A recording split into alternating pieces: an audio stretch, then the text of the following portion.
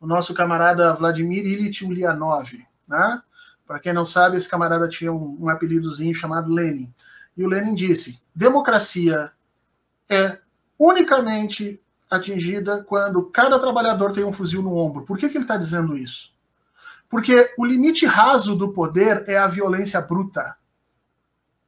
Deixa eu te perguntar, o Gilmar Mendes pode fazer a bravata que fizer lá. Quando ele der a ordem para prender ou para parar essa situação dos comandantes militares, quem vai até o quartel do Exército prender o comandante militar? Quem vai? Os juízes vão aprender no osso que eles não têm poder nenhum fora da Constituição. E aí eles vão entender que tudo que eles fizeram empoderando o Sérgio Moro e o TRF4 e toda essa palhaçada, tudo que eles fizeram destruindo a própria Constituição, era em realidade destruindo a si mesmo, destruindo os próprios juízes. E é isso que o Gilmar Mendes inteligentemente começou a gritar dentro do STF. Foi o primeiro a fazer isso. Porque todos os outros estão completamente alienados, incluindo aí o Barroso, que consegue ser, o Barroso é a Maria Antonieta brasileira, né? Então, assim, o resto, fora o Gilmar Mendes, o resto está achando que tem algum poder. O Barroso é central na questão do voto impresso, né? Das eleições. Não, o Barroso é central na questão do voto impresso, mas o Barroso foi um dos articuladores totais para a destruição da Constituição brasileira nos últimos anos, e agora chega ao cúmulo do golpismo de oferecer a sua inteligência rara para defender um semipresidencialismo no Brasil, que eu acho que a gente tem que fazer uma live específica sobre isso para explicar para as pessoas o que é semipresidencialismo e por que isso vai dar muita merda no Brasil. Agora, o fato é que os juízes estão aprendendo efetivamente que a sua caneta não tem poder nenhum fora das instituições. E já acabou as instituições há muito tempo, Conde. Agora nós estamos vivendo o governo da mão grande. Pode mais quem está armado. E aí eu te pergunto, Conde, quem é que está armado no Brasil? Quem Bolsonaro vem armando há 2 anos? Você não acha que o Bolsonaro enfraqueceu? Bom, deixa eu só trazer outro. Primeiro vamos lidar aqui, avisar o público aqui, né? A gente faz um pouco uma desconstrução aqui das leituras e depois a gente coloca a nossa leitura com relação ao que está acontecendo no país nesse momento. O Igor Giello, que é um jornalista da Folha de São Paulo, ele está dizendo o seguinte: episódio Braga Neto é o primeiro tiro do Centrão para desalojar militares. O Bolsonaro, ele acabou de fazer uma espécie de reforma ministerial. Inclusive, assustado com as declarações do Marcelo Ramos, que nós vamos entrevistar amanhã, às 5 horas. Quero deixar aqui o convite para todo mundo. O general? Vice-presidente da Câmara. O Marcelo Ramos. Desculpa. Não o general. Marcelo Ramos. Seria demais, né, entrevistar o general Ramos. Mas o Marcelo Ramos, que disse que pediu para ver os pedidos de impeachment e tudo mais. Ele é vice-presidente e ele pode, eventualmente, abrir esse processo de impeachment, num cochilo qualquer do Arthur Lira. Agora, eu te pergunto o seguinte: o timing dessa crise, dessa outra crise militar, do Braga Neto e tudo mais, é muito preciso, né? É bem na hora que o Bolsonaro está abrindo o governo para o Centrão. Explica para a gente, Horta, essa questão. Centrão, militares, Centrão.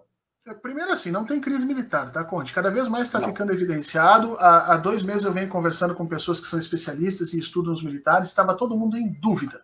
Veja, havia uma dúvida de que lado iam ficar os militares, essa dúvida cada vez mais está se dissipando. Para o Braga Neto tomar essa atitude que ele tomou, ele teve as costas quentes dos comandantes militares, e o momento para enfraquecer Bolsonaro no campo militar foi aquele momento que os militares pediram demissão em conjunto ali. O mundo civil não fez absolutamente nada e aconteceu o que nós dizemos que ia acontecer. Bolsonaro se reorganizou e Bolsonaro continua no comando das Forças Armadas efetivamente. Hoje essa coisa ficou tão evidente que o Mourão resolveu dar permissão para que a gente pudesse fazer as eleições. Olha o ridículo do Brasil. Mourão vem a público dizer, não, vai ter eleições sim. Só faltou ele dizer, eu garanto, fiquem tranquilos que eu deixo vocês brincarem de democracia. É um assinte, é uma situação assim que o Mourão devia ser preso, sabe? Se os civis estivessem na posse das instituições, isso jamais estaria acontecendo. Então a primeira situação não tem crise com os militares. A situação agora que o Jair Bolsonaro está tentando fazer é perguntar para o Centrão, e especialmente para o Arthur Lira, qual o preço de vocês? Qual é o preço de vocês? Nós já demos aí os 11 bilhões de orçamento paralelo, já tem lá a emenda de não sei o quê. Vocês querem mais carguinho? Não vamos dar carguinho aqui. Então reabre aí o Ministério do Trabalho e tal. Esse é o preço de vocês, porque o Centrão tem preço. As pessoas e os analistas brasileiros estão achando que o Centrão vai lutar pela democracia. Parem com essa bobagem. Nem Centrão, nem Pacheco, que deu aquele discurso, os meus pais lutaram pelo... Ninguém vai lutar pela liberdade. O golpe de 64 mostrou isso. Nós tivemos 3 ministros do Supremo Federal na época que tentaram se pôr contra o golpe. Os outros, todos os colegas dele, calaram a boca. Todos. Os 3 foram retirados, as institucionalidades se reorganizaram e seguiu a coisa como está no golpe. É isso que vai acontecer no Brasil. É isso que os militares estão fazendo. Eles estão testando a água para saber quanto de violência eles têm que empregar para cada instituição. Se tiver que mandar um cabo e soldado para o STF, vão mandar.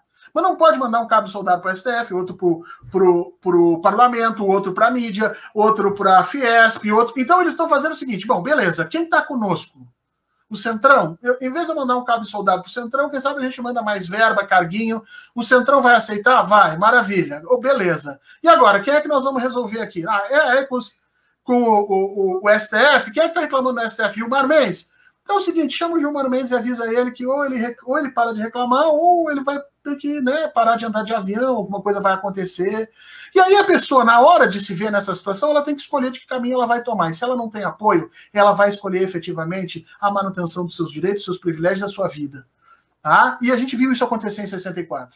64 foi tão violento que os próprios militares que tentaram se colocar contra o golpe, porque teve coronéis que se colocaram contra o golpe, que eram comandantes de unidades militares, que tentaram manter os seus soldados de uma ordem legalista, foram presos, torturados, muitas vezes na frente das famílias e mortos. Teve gente morta abertamente por tiro de colega na frente ali, nos primeiros meses de 64. Então, se você conhece a história de 64, você vai ver que a gente está caminhando para isso, os militares estão testando a água. E isso nós conhecemos como historiadores e os jornalistas conhecem porque viveram isso. Só que os jornalistas não estavam acreditando e agora estão completamente apavorados. Olha,